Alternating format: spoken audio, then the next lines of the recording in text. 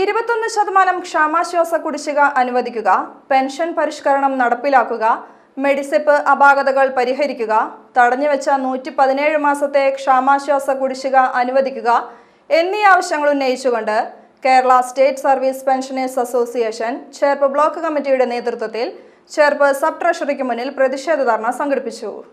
Thrissur DCC മുൻ vice president CN Govindankutty dharna ഉദ്ഘാടനം ചെയ്തു. തൃശൂർ DCC മുൻ vice president CN Govindankutty dharna ഉദ്ഘാടനം ചെയ്തു. വള്ളി പുള്ളി തെറ്റാതെ പ്രവർത്തിക്കുന്ന ഒരു സംഘടനയാണ് Kerala state service pensioners association. അതുകൊണ്ട് തന്നെയാണ് അവർക്ക് പെൻഷൻകാരുടെ പ്രയാസങ്ങൾക്ക് വേണ്ടി രാപ്പകലില്ലാതെ അവർ പണിയെടുക്കുന്നത്. നമ്മൾ നേരിൽ കാണുന്നതാണ്. സന്തോഷം മധുസൂദന മാഷൊക്കെ എപ്പോഴും ഇതിൻ്റെ പിന്നിലുണ്ട്, എപ്പോഴും നമ്മൾ കാണുന്നതാണ്. എവിടെ വെച്ച് നോക്കിയാലും അവരെപ്പോഴും ഏത് രംഗത്തുമുണ്ട്. അപ്പോൾ അവരൊക്കെ ചെയ്യുന്ന സംഭാവന വലുതാണ്.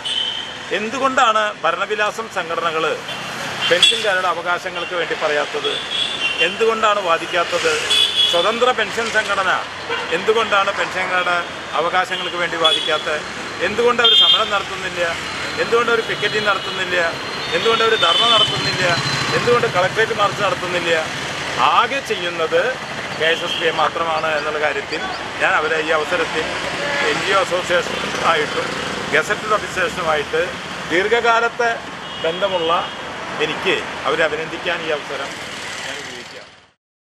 പ്രസിഡന്റ് CS മധുസൂദൻ അധ്യക്ഷത വഹിച്ചു. NGO അസോസിയേഷൻ തൃശൂർ ജില്ലാ പ്രസിഡന്റ് MO ഡൈസൺ, KPSTA സംസ്ഥാന കമ്മിറ്റി അംഗം ഷാർലിൻ ചിൻഡോ, ചേർപ്പ് മണ്ഡലം കോൺഗ്രസ് പ്രസിഡന്റ് രാമചന്ദ്രൻ, ജില്ലാ സെക്രട്ടേറിയറ്റ് അംഗം സന്തോഷ് കുമാർ സെൻ, പ്രസന്നകുമാർ, ഉണ്ണികൃഷ്ണൻ, രാജഗോപാൽ, ധർമ്മരാജൻ, രാമചന്ദ്രൻ എന്നിവർ സംസാരിച്ചു.